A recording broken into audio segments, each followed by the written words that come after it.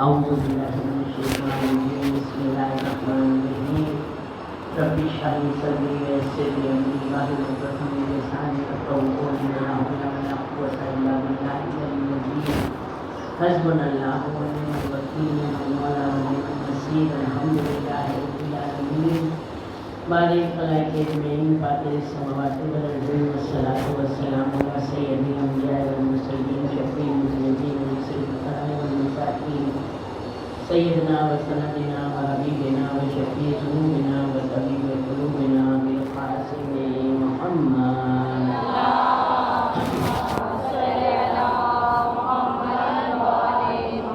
وعلى آلہ البیت الطیبین الطاہرین المعصومین المظلومین ولعنۃ اللہ دائمۃ الباقیۃ ولا دائمۃ الدین اجمعین من الآن إلى قیام یوم الدین اما بعد فقد قال اللہ تبارک و تعالی فی کتابہ المجید وفرقانہ المبین بسم اللہ الرحمن الرحیم انما یرید اللہ لیذهب عنکم الرجس اہل البیت ویطہرکم تطہیرا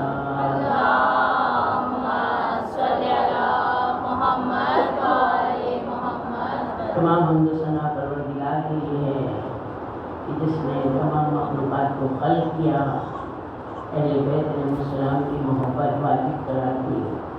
جب محبت ہے تو اطاعت ہے، اور جب انسان اطاعت کرتا ہے تو ہر وہ کام انجام دیتا ہے جس سے اس کی خوشنودی ہو، ہر ان کاموں سے پرہیز کرتا ہے کہ جو جس سے محبت کرتے ہیں وہ ناراض نہ ہوگا۔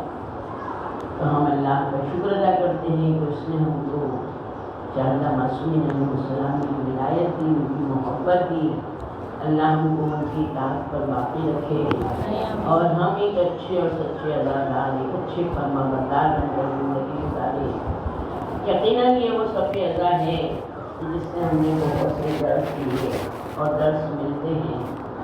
ہر انسان جب یہاں پر آتا ہے تو کچھ نہ کچھ حاصل کر کے جاتا ہے، جتنا وہ قصد کر سکتا ہے اتنا وہ لیتا ہے اور اپنی زندگی میں اس کو معمول بناتا ہے کہ ہم نے یہ کام انجام دینا ہے۔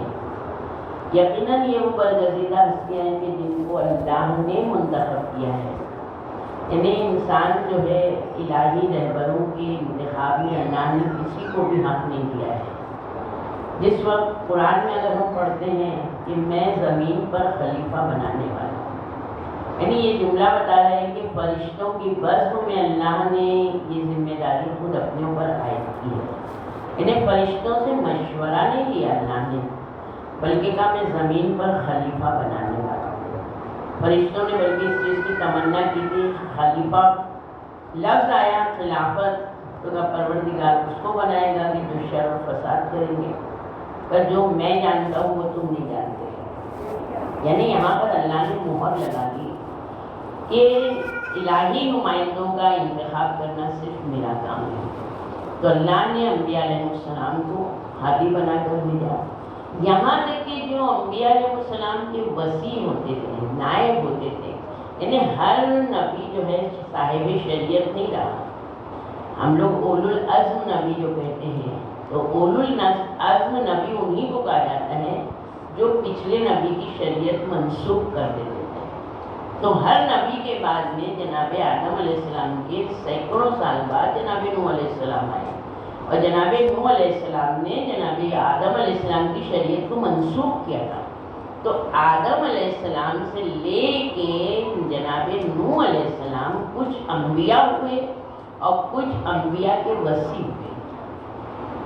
تو وسیع جو ہے یہ بھی اللہ جو ہے منتخب کرتا تھا، ہر نبی کے وسیع کو اللہ نے منتخب کیا۔ جناب موسیٰ علیہ السلام کے وسیع جناب ہارون علیہ السلام تھے، مگر جناب موسیٰ علیہ السلام کی زندگی میں ہی ان کا انتقال ہو گیا تھا، تو اللہ کی حکم سے یوشع ابن نون دوسرے وسیع مقرر ہوئے۔ یعنی یہاں پر جب اللہ نے یہ ذمہ داری کسی نبی کے وسیع کو انتخاب کرنے میں کسی امت کو نہیں دی، تو پھر آخری نبی حضرت محمد مصطفیٰ صلی اللہ علیہ وسلم،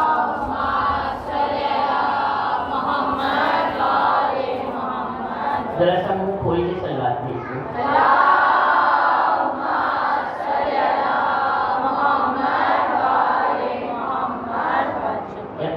صلوات کے ذریعے اللہ ہماری حاجتوں کو قبول کرتا ہے، ہماری مشکلوں کو آسان کرتا ہے۔ جس وقت صلواتیں عرش سے ٹکراتی ہیں تو سوچیں کہ وہ صلواتوں کا کیا مرتبہ ہوگا۔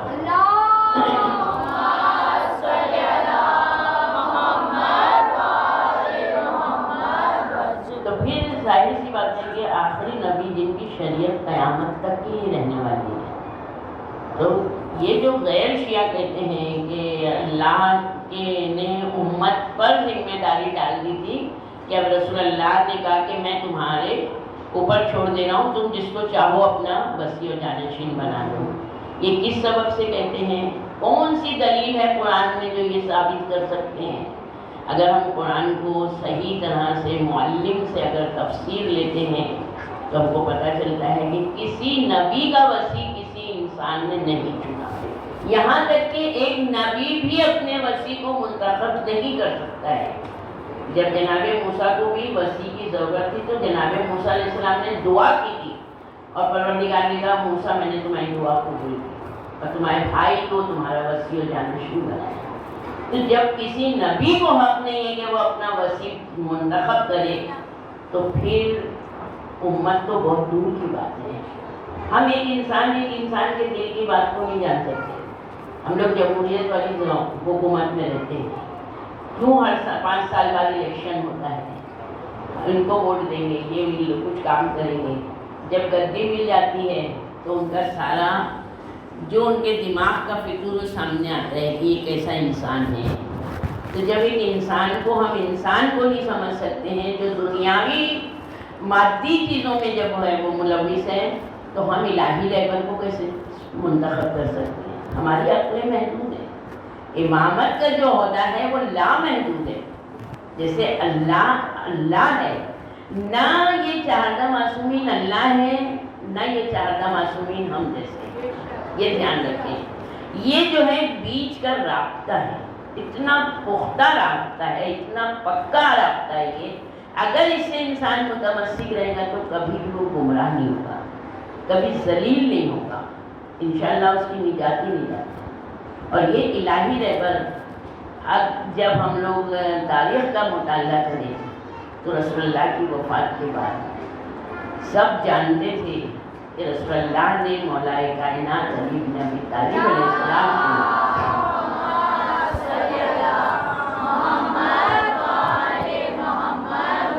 غدیر خون کے میدان میں 1.25 لاکھ کے مجمع میں مہر لگا دی، مطلب آخری اعلان کیا، ورنہ پوری زندگی تو کرتے رہے۔ دعوت ذوالعشیرہ سے جو چلا تھا اعلان، وہ آگے غدیر خون میں مہر لگ گئی، یعنی یہ اعلان آنے کے بعد آیا اکمل آئی ہے، جب دین مکمل ہو گیا، اس کے پہلے آیت بھی نہیں تھی، یعنی یہاں کے اوپر مہر لگ گئی۔ مولا کائنات رسول اللہ کے پہلے جانشین، اس کے بعد مولا کائنات کے بعد امام حسن، امام حسین علیہ السلام، اس کے بعد امام حسین علیہ السلام کے صلب سے جب کمال الدین جو کتاب ہے اس میں پوری امام زمانہ جل اللہ تعالیٰ فرجہ شریف کی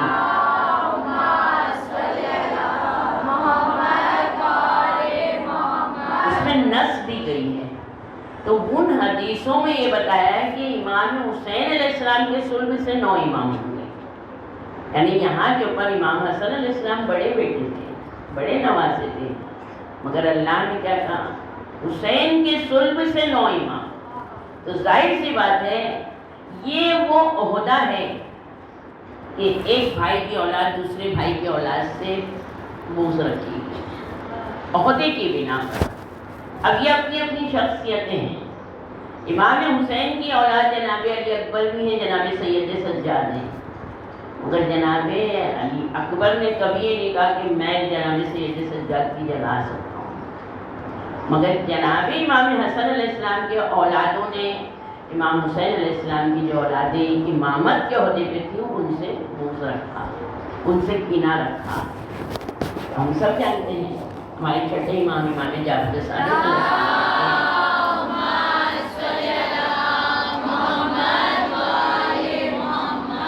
یہ رسول اللہ کے پاس اللہ نے ایک مہر شدہ وصیت بھیجی تھی اور چھٹے امام یہاں تک کہہ رہے ہیں کہ سوائے یہ وصیت کے اللہ نے کوئی چیز مہر شدہ نہیں بھیجی تھی، یعنی مہر لگی ہوئی نہیں بھیجی تھی، سب چیز واضح تھی۔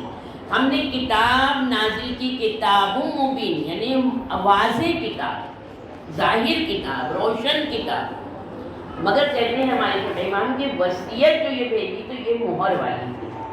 جب رسول اللہ دنیا سے رخصت ہونے لگے تو وہ مہر شدہ جو مولائے کائنات کے نام تھا، وہ مولائے کائنات نے اپنی مہر کھولی، اس میں جو اللہ نے حکم دیا تھا اس کے مطابق انہوں نے زندگی گزاری۔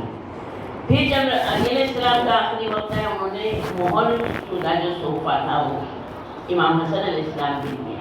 امام حسن علیہ السلام نے جب کھولا اس میں تھا خاموش رہنا، خاموش رہ کے اس طرح کی زندگی گزارنا۔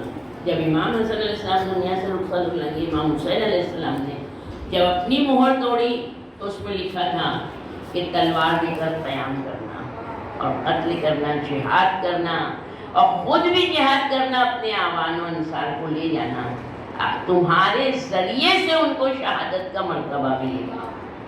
اب جب امام حسین علیہ السلام آخری رخصت کو آئے تھے کہ جناب سید سجاد کو وہ مہر شدہ تھیلی تھی، انہوں نے جب کھولا تو اس میں لکھا تھا بالکل خاموش زندگی گزارنا، اب علم پر پردے پڑ گئے ہیں، یعنی اب وہ دن آ گئے ہیں جب تم کو زبان نہیں کھولنا ہے۔ تو چوتھے امام نے اپنی ویسی زندگی گزاری۔ چوتھے امام جب دنیا سے رخصت ہو رہے ہیں تو انہوں نے اپنے بیٹے، دیکھیں اور بھی بیٹے تھے، مگر انہوں نے ہمارے پانچویں امام محمد باقر علیہ السلام،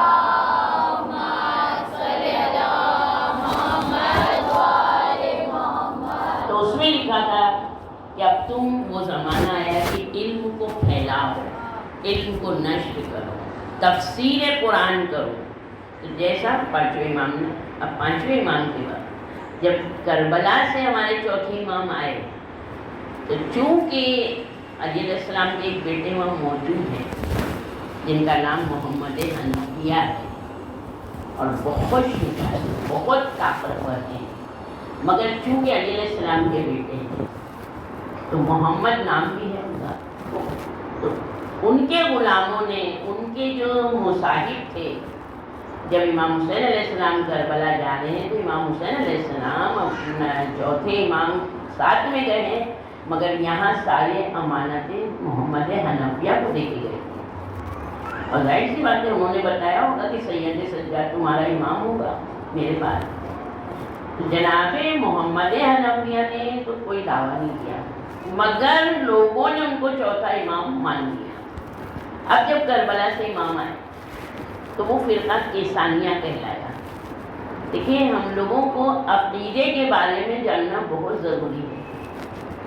آج جہاں سے علم بہت مل رہا ہے وہی لوگ آج عقیدے پر حملہ کر رہے ہیں، کیونکہ یہ یاد رکھیں کہ شیطان ہمیشہ دیندار کے ساتھ رہتا ہے، بے دین کے ساتھ نہیں رہتا ہے۔ رسول اللہ کی وفات کے بعد جب صحیفہ بنا ہے تو شیطان بہت خوش ہوا تھا، اس نے عمر کو مبارکبادی دی تھی کہ تو نے میرا بہت کام آسان کر دیا، بہت سے لوگوں کو تو نے جنت سے ہٹا دیا۔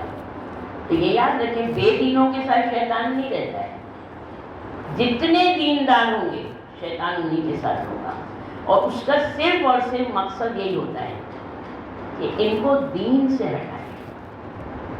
دین سے انسان ہٹ گیا، اب ہم چاہے جتنی نمازیں پڑھیں، جتنے قرآن پڑھیں، جتنی عبادت کریں، کوئی بھی، بلکہ وہی عبادتیں ہماری ہتھکڑیاں بیڑیاں تو بن کے ہمارے گلے میں آئے گا، کیونکہ خدا نے جو چینل سے ہم کو بلایا ہے، جو دروازے سے ہم کو بلایا ہے، اس دروازے سے ہم نے عبادت نہیں کی، ورنہ وہ ہماری عبادت کی ضرورت نہیں ہے۔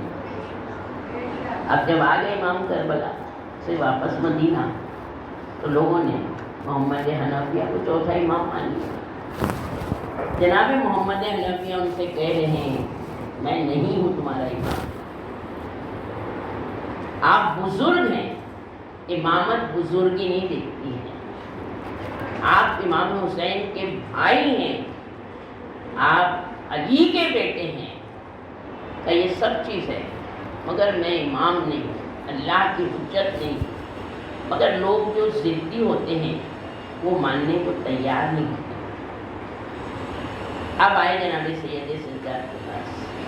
کبھی کبھی انسان، جیسے جناب ابراہیم علیہ السلام نے جب لوگوں نے کہا تھا یہ ستارے ہمارے خدا ہیں، تو جناب ابراہیم نے کہا اچھا یہ خدا ہے۔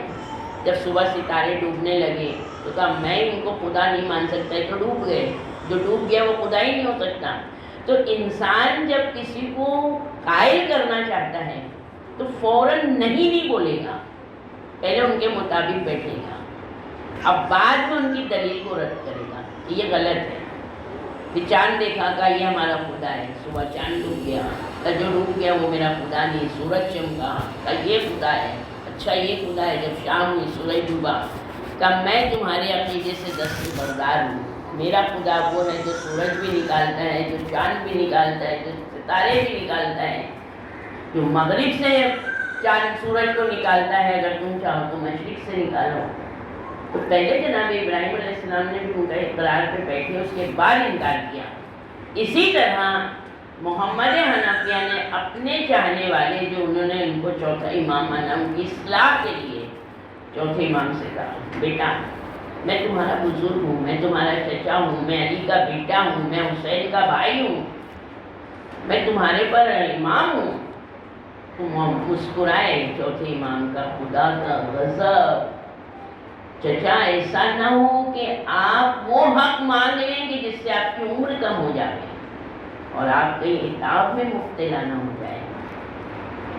جناب محمد حنفیہ نے کہا میں تم سے عمر میں بڑا ہوں گا، یہ عہدہ عمر نہیں دیکھتا ہے، آپ کو جو چاہیے آپ لیجیے، مگر جو حق میرا ہے وہ آپ نہیں لے سکتے۔ پھر امام کہتے ہیں کہ اگر ہم کسی کو منصف بنائیں، قاضی بنائیں، وہ فیصلہ کرے تو آپ مانیں گے؟ کہاں؟ اب امامت کا فیصلہ بھی ایسا ہونا چاہیے جس میں کوئی بھی شک اور شبہ نہ ہو۔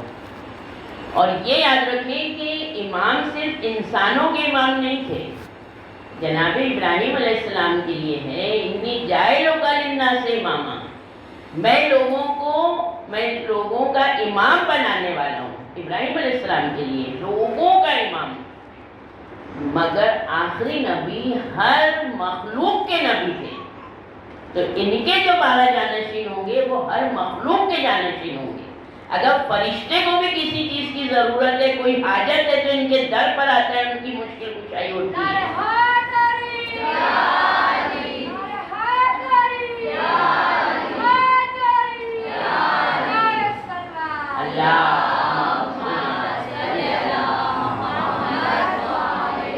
امام حسین علیہ السلام کی ولادت کے وقت ہم سب جانتے ہیں دردائی ہے، فطرس ہے، اللہ نے ان کو کیسا عتاب دیا، پر جل گئے، مگر صرف آگ کے جھولے سے مس ہوئے تھے، امام حسین علیہ السلام سے نہیں۔ ابھی وہ جھولے میں امام حسین گئے بھی نہیں تھے، ابھی صرف جھولا ان کے نام سے منسوب ہوا تھا، آیا تھا۔ اور جب جبریل علیہ السلام نے کہا کہ فطرس چاہتا ہے کہ اس کے خطا اللہ بخش دے، تب حسین کے جھولے سے مس ہوتا۔ آج ہم جو جھولا سجتے ہیں تو ہم وہی تاثیر کرتے ہیں، امام حسین علیہ السلام کے نام سے منسوب ہوا، وہ چاہے امام حسین علیہ السلام نے چاہے ان کا بیٹا علی اصغر، سب باب الحوائج ہیں۔ عقیدہ ہمارا یہ ہے کہ ہمارے امام سے ہر چیز جو منسوب ہو گئی وہ پاک اور طاہر و احترام والی۔ اب آگے کہا کہ چچا ہم لوگ حجر اسود کو گواہی دیں، کہ جناب محمد حنفیہ کہتے ہیں بیٹا انسان بولے گا تو لوگ سمجھ جائیں گے، اب تم ایک پتھر سے گواہی دو۔ یہ چچا یہ پتھر نہیں ہے، قیامت کے دن یہ 2 آنکھیں، ہونٹ اور زبان کے ساتھ آئے گا، اور یہ آگے گواہی دے گا کہ اس نے اپنے میثاق کو مکمل کیا۔ جب انسان جاتا ہے نا عمرہ کرنے، حج کرنے، تو حجر اسود کو بوسہ اسی لیے دیا جاتا ہے کہ دیکھو ہم نے اپنے عہد کو پورا کیا ہے۔ کون سا عہد؟ جو عالم زر میں کیا تھا، جب ابراہیم علیہ السلام نے دعوت دی تھی آ کے حج کرو اس گھر کی، تو اس وقت جس نے لبیک کہی تھی وہ پہنچتا ہے کعبہ۔ اب لوگ کہتے ہیں کیا پتا ہم نے عالم زر میں جواب نہیں دیا ہوگا، ہم نے لبیک نہیں کہی تو ہم دنیا میں جا ہی نہیں سکتے، تو وہ کفر کرتے ہیں۔ ہو سکتا ہے عالم زر میں ہم نے نہیں کہا، مگر دنیا میں ہمارے لیے استغاثہ ہے، التجا ہے، دعائیں ہیں، بے چینیاں ہیں. ہم اپنے نفس کو ماریں کہ ہم کو کعبہ جانا ہے. ہم کو نہیں چاہیے کوئی دنیا کی چیز، مگر ابھی انسان اتنی زندگی اپنی جو جی رہا ہے، اگر دو تمنائیں لے کے جیے تو یقیناً وہ اگر مر بھی گیا تو اللہ اس کی روح کو کم سے کم بھیج دے گا. مگر یہ پہلے جستجو اور تمنا ہمارے میں ہونا چاہیے. ہم ایک قدم آگے بڑھیں، امام ان کو 10 قدم آگے گھسیں، مگر یہ تمنا ہر شیعہ کو ہونا چاہیے. کون نہیں چاہے گا کہ مولا علی کی ولادت کے گھر کو ہم دیکھیں؟ کون نہیں چاہے گا امام حسین علیہ السلام کی قبر کی ہم زیارت کریں جہاں فرشتے آتے ہی رہتے ہیں؟ بہرحال امام کہتے ہیں یہ وہ ہے کہ جس کے پاس سب کا میثاق کا یہ گواہ ہے، اور یہ جو نزاع ہوا ہے یہ مکے میں ہوا ہے. آئے کہا چلو حجر اسود کے سامنے آئے، کہا چچا آپ بزرگ ہیں، آپ پہلے اس سے کہیے یہ کلام کرے گا. 2 رکعت نماز پڑھی، حجر اسود سے کہا تجھے واسطہ ہے محمد کا، تجھے واسطہ ہے علی کا، کہ بتا دے حق کس کی طرف ہے. پتھر نے کوئی جواب نہیں دیا، کیونکہ پتھر حجر اسود سے حجت خدا کو جواب دے گا. جب یہ ہٹے اب چوتھے امام نے نماز ادا کی 2 رکعت، کچھ بہت آہستہ زبان میں کہا. اس کے بعد کہتے ہیں مجھے واسطہ ہے محمد کا، علی کا، فاطمہ کا، حسن و حسین کا، اور وہ حق کا واسطہ ہے کہ تو بتا دے کہ حق کس کی طرف. کہتے ہیں اس پتھر کو لرزا ہوا، قریب تھا کہ وہ اپنی جگہ چھوڑ دیتا. اب وہ گویا ہوا محمد ظلم نہیں کرو، علی ابن حسین تمہارا امام ہے، اس کی اطاعت کرو، اس کی پیروی کرو، وہ حجت خدا ہے.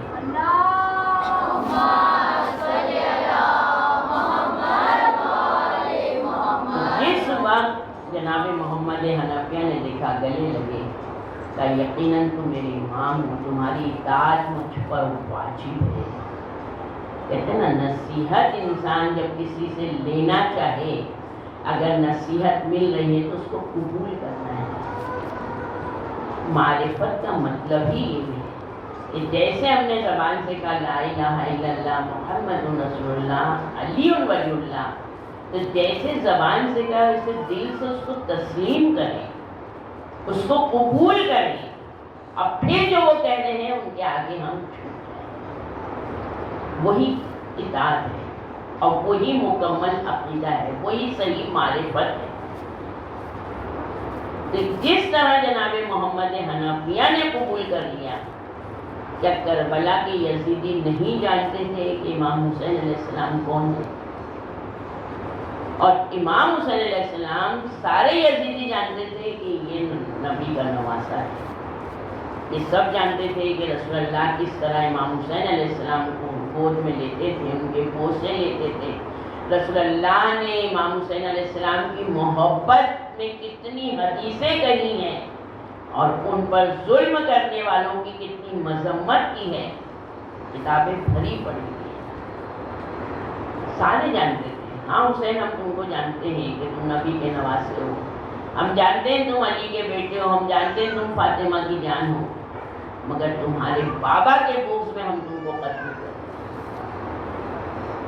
تو بغض اتنی بری چیز ہے کہ انسان کو دین سے خارج کر دے. اب جنہوں نے پیسے کی لالچ میں امام حسین کو قتل کیا، تو امام حسین خود امام حسین علیہ السلام نے عمر سعد جیسے سے کہا تھا کہ کیوں مجھے قتل کرتا ہے، کہ مجھے رے کی حکومت ملے گی. ایران کا بہت بڑا شہر رے، بہت بڑا تجارتی شہر. تو امام کہتے ہیں میں اس سے بڑی حکومت تجھے دوں گا دنیا میں، اور جنت میں بڑے بڑے شہر دوں گا، تو اس سے بات آ جا. وہ کہتا نہیں اب تو میری بات ہو گئی. امام کہتے ہیں تجھے یہ چیز نصیب نہیں ہوگی مجھے قتل کرنے کے بعد. دنیا کی ایک چیز سے تم لوگ فائدہ نہیں اٹھاؤ گے اگر مجھ پر ظلم کرو گے. یعنی امام نے حجت تمام کی ہے لوگوں پر. مگر ایسے یزیدی جمع ہوئے تھے کہ جن کی بات یعنی امام کی بات کو ماننے کے لیے ہی تیار نہیں تھے۔ پھر امام کی فوج میں ہم دیکھتے ہیں کہ کون تھا، بڑے بڑے سپہ سالار نہیں تھے، بہت سارے جنگی گھوڑے نہیں تھے، ہتھیار نہیں تھے، مگر فقط ایک ان کا بیٹا ایسا تھا کہ جو سارے یزیدی معاویہ جیسا نہیں، اس چیز کا اقرار کیا تھا۔ جب معاویہ زندہ تھا اپنے درباریوں میں بیٹھا تھا اور اس نے درباریوں میں کہا تھا کہ اس وقت خلافت کا اصلی حقدار کون ہے، تو معاویہ نواز لعنت اللہ کہتے تھے تم ہو، کہتا تھا نہیں، کوئی بولے آپ کا بیٹا کا، میرا بیٹا تو بالکل نہیں ہو سکتا۔ وہ جانتا تھا یزید فاسق و فاجر ہے، شرابی ہے، وہ دین سے کوئی تعلق نہیں۔ ہر ایک کے لیے کہتے تھے، معاویہ لعنت اللہ نے جملہ کہا اگر اس وقت کوئی خلافت کا حقیقی ذمہ دار ہے تو وہ صرف حسین کا بیٹا علی اکبر ہے، جو صورت و سیرت میں محمد جیسا ہے۔ معاویہ نے دیکھا تھا رسول اللہ، جنگ لڑی ہے رسول اللہ سے معاویہ نے۔ یعنی سوچیں کہ یزیدیوں کے درمیان میں اگر اس وقت حقیقت میں رسول اللہ ہوتے تو یزیدی رسول اللہ کو بھی قتل کرتے۔ علی اکبر، جناب عباس، یہ وہ ہستیاں تھیں کہ جیسے رسول اللہ اور مولا کائنات چلتے تھے مدینے میں تو لوگ دیکھتے تھے اور دیکھتے رہ جاتے تھے۔ تو وہ دور آیا تھا بنی ہاشم میں کہ جب جناب عباس اور جناب علی اکبر چلتے تھے تو جنہوں نے رسول اللہ کو دیکھا تھا وہ کہتے تھے پھر سے محمد اور علی آ رہے، نظر نہ لگ جائے امام نقاب ڈلوا دو۔ قمر بنی ہاشم کا چاند جناب علی اکبر کی جب ولادت ہوئی ہے، جس نے آگے سب سے پہلے کہا کہ مبارک وہ بیٹا ہوا ہے، تو امام نے اس کو اتنا انعام دیا، سارا دن کنیزیں آتی رہی، انعام ملتے رہے سارا دن۔ کیوں کہ اکبر آیا ہے، علی اکبر، نانا کی شبیہ، بشارت ہو گئی تھی، اللہ نے کہا تھا اے حسین غمزدہ نہیں ہو، میں تم کو ایک بیٹا دوں گا، جب بھی تم کو اپنے نانا کی یاد آئے گی اس بیٹے کو دیکھنا، دل کو تسلی ہو جائے گی۔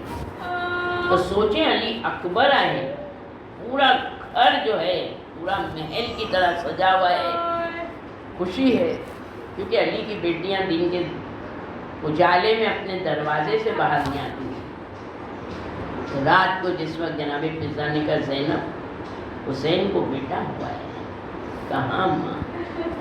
اب جب جناب زینب نکلنا چاہتی ہیں، رات ہو گئی ہے کہ امام حسین کو لائے، زینب اللہ نے علی اکبر دیا ہے، سارا دن میں نے انعام لیا ہے، لوگوں کو بانٹا ہے، تو کہا بھیا مجھے نہیں دیں گے؟ کہا ضرور دوں گا، کیا چاہیے زینب؟ جو چاہے وہ مانگ لے۔ کہا کائنات کے امیر کی بیٹی ہوں بھیا، مجھے دنیا کی دولت نہیں چاہیے۔ کہا پھر زینب جو چاہیے مانگ لے۔ کہا بھیا مجھے علی اکبر چاہیے۔ امام حسین علیہ السلام کہتے تھے میں نے تو علی اکبر دے دیا، مگر علی اکبر کی ماں ہے، اگر علی اکبر کی ماں تجھے دے دے تو علی اکبر تیرا ہے۔ آ گئے جناب زینب کو ساتھ لے کے، کہا ام لیلا سارا دن میں نے لوگوں کو انعام دیا، مگر زینب تجھ سے انعام لینے آئی۔ ام لیلا کہتی ہیں بی بی جو مانگنا ہے آپ کے بھائی دیں گے۔ کہا بھابھی مجھے دنیا کی دولت نہیں چاہیے، جو سب سے پیاری تمہاری چیز ہے وہ مجھے چاہیے، مگر وعدہ کرتی ہوں ایک اکبر لوں گی، جب وقت آئے گا تو دوست پہ قربان کروں گی۔ جناب ام لیلا سمجھ گئی، جلدی سے بیٹے کو اٹھایا، ایک نظر امام حسین کو دیکھا، جناب علی اکبر کو ام لیلا کے ہاتھ میں دے دیا۔ ام لیلا نے جناب زینب کے ہاتھ میں دیا، کہا بی بی آج سے علی اکبر آپ کا ہے۔ اتنی چاہت سے علی اکبر کو پالا ہے۔ امام حسین علیہ السلام بھی بہت خیال رکھتے تھے، اگر مدینے میں کوئی فصل نہیں ہے فروٹ کی، پھل کی، اور جناب علی اکبر کہتے تھے بابا مجھے سیب چاہیے، امام حسین علیہ السلام سیب دے دیتے تھے، بابا مجھے انگور چاہیے، انگور دیتے تھے۔ اکثر کوئی کہتا تھا حسین تم نے علی اکبر کی عادت خراب کر دی، وہ جب بھی کچھ مانگتا ہے تم دے دیتے ہو۔ میرے امام کہتے تھے علی اکبر ہے یہ، مگر ایک دن میرا بیٹا کچھ مانگے گا اور اس کا بابا نہیں دے پائے گا، یہ وہ علی اکبر ہے۔ علی اکبر امام حسین علیہ السلام جس وقت کربلا لے کر آئے ہیں، سوچیں کہ جس وقت میرے امام نے عاشور کے دن علی اکبر نے جب ہاتھ جوڑ کے اپنی جانے کی اجازت مانگی تھی، تو ہاتھ جوڑ کے کہتے ہیں علی اکبر تجھے کیسے اجازت دوں، میں جاؤں گا تیرے بغیر میں جی سکوں گا؟ کہتے ہیں قدموں کو چھو لیا تھا علی اکبر نے، بابا ایسا غضب نہیں کریے گا، میرے ہوتے ہوئے آپ جائیں گے، میں کیا اپنی دادی کو منہ دکھاؤں گا؟ کہ علی اکبر تو جوان ہے، تیرا بابا کیسے یہ داغ سہے گا؟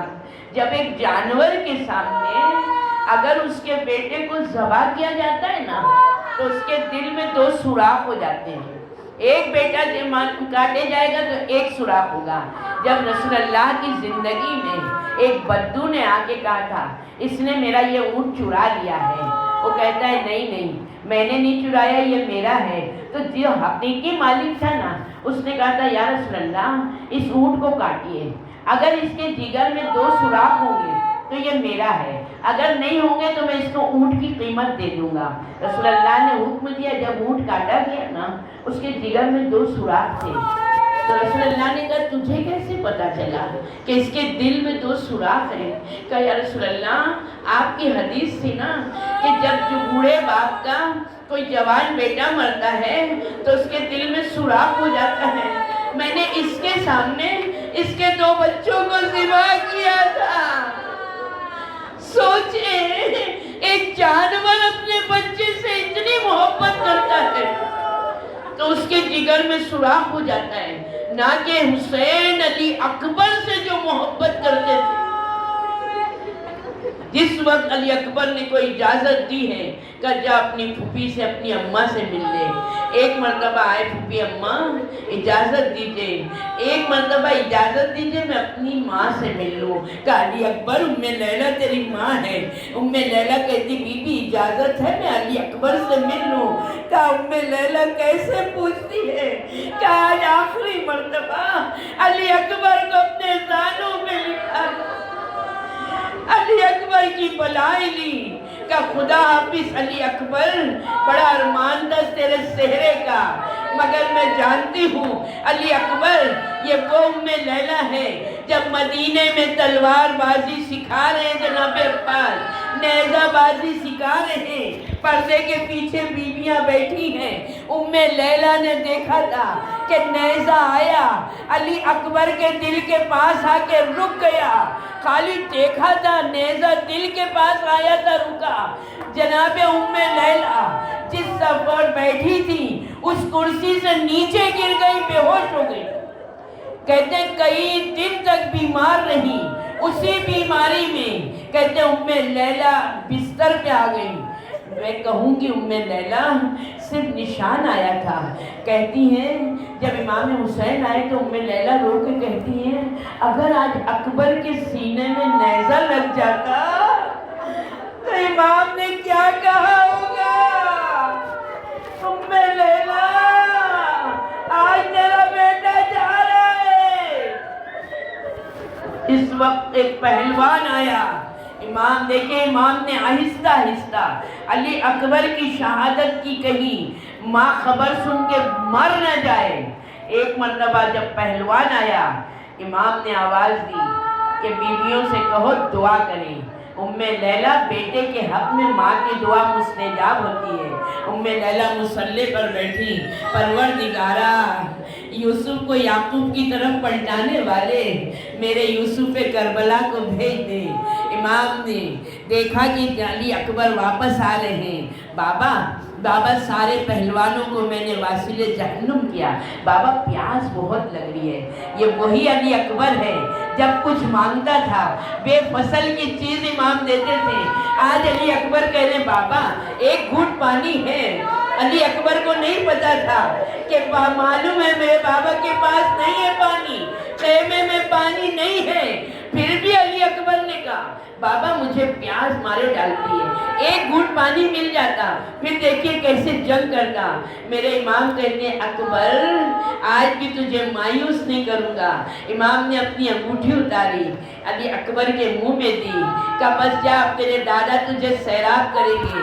اب جو گئے ہیں علی اکبر, اب کہتے ہیں ام لیلا دعا نہیں کرنا, اب تمہارا بیٹا جا رہا ہے اسلام کی راہ میں قربان ہونے. ایک مرتبہ دشمن نے جو نیزہ مارا, نیزہ نکالنے کی جدوجہد میں علی سینے میں گڑ گئی. آواز دی آئے بابا, آخری سلام. امام دوڑے, علی اکبر کہاں ہو؟ علی اکبر باپ بوڑھا ہے, علی اکبر اب دکھائی بھی نہیں دے رہا ہے. آواز دو میں آواز کی بنا پر آ جاؤں. جب میرا امام آواز دی, جب پہنچے ہیں, سر رکھا زانو پہ, سیدھا ہاتھ ہے علی اکبر کا سینے پہ. امام کہتے ہیں اکبر سینے پہ ہاتھ کیوں ہے؟ اکبر نہیں چاہتے کہ میرا بابا اس چیز کو دیکھے. ہاتھ اٹھایا, نیزے کی یعنی سینے میں ہے. اللہ کسی بوڑھے باپ کو جوان بیٹے کی یہ حالت نہ دکھائے. امام نے سر رکھا زمین پر, دو زانو بیٹھے, آستینیں چڑھائی. عجب نہیں کہ فرشتوں نے تسبیح چھوڑ دی ہو.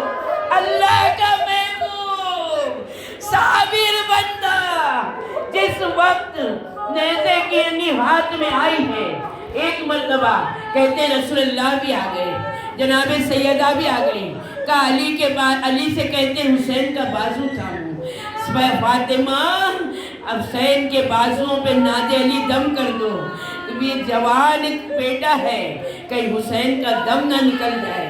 ایک مرتبہ امام نے ایک مرتبہ نیزے پہ ہاتھ ڈالا, یا علی یا علی یا علی مدد.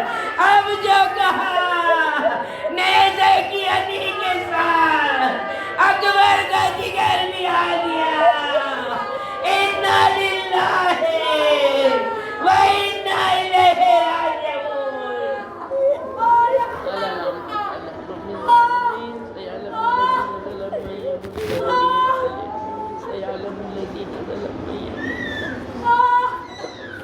ہماری مجلس مزداری ناصر کے خلیل نذرانی کو قبول کر رہے ہیں. امام وقت کے ظہور میں تاجیل لبوں سے نکل کر ہزار رو رہی ہے, مصلی پہ اکبر کی ماں رو رہی ہے. لبوں سے نکل کر ہزار رو رہی ہے, مصلی پہ اکبر کی ماں رو رہی ہے. دعا ہے یہی غم زدہ ماں کے لب پر, خدایا سلامت رہے میرا اکبر. وہ لے لے کے بس ہچکیاں رو رہی ہے, مصلی پہ اکبر کی ماں رو رہی ہے. کبھی خاک پر بیٹھ گئے ہیں گزر میں, جدائی میں اکبر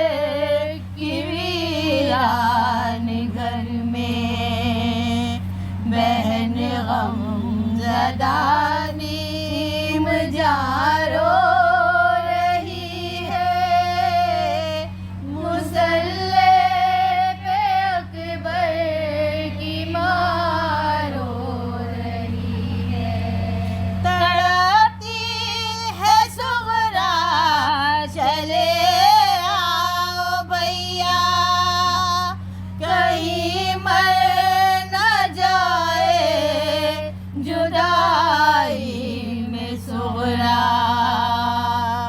وہ بیمار اب نہ تواں رو رہی ہے، مصلی پہ اکبر کی ماں رو رہی ہے، ابھی تو گیا بھی نہیں رن میں اکبر، ابھی دل ہے اکبر کا سینے کے اندر، مگر پھر بھی نو کے سینہ رو رہی ہے، مصلی پہ اکبر کی ماں رو رہی ہے، وہاں پر مدینے میں روتی ہے صغریٰ، یہاں پر سکینہ کے لب پر ہے نوحہ، بہن ایک یہاں ایک وہاں رو رہی ہے، مصلی پہ اکبر کی ماں رو رہی ہے، دعا کر رہی ہے کربل میں لیلا، نہ موت اکبر کو میرے خدایا، جوانی یہ سن کر بیاں رو رہی ہے، مصلی پہ اکبر کی ماں رو رہی ہے، نازوں کے پالے ذرا سا ٹھہر جا، کہ زینب سجائے تیرے سر پہ صحرا، اے نازوں کے پالے ذرا سا ٹھہر جا، کہ زینب سجا لے تیرے سر پہ صحرا، کہ آنو محمد کی ماں رو رہی ہے، مصلی پہ اکبر کی ماں رو رہی ہے، لبوں سے نکل کر اذان رو رہی ہے، مصلی پہ اکبر کی ماں رو رہی ہے، اللہم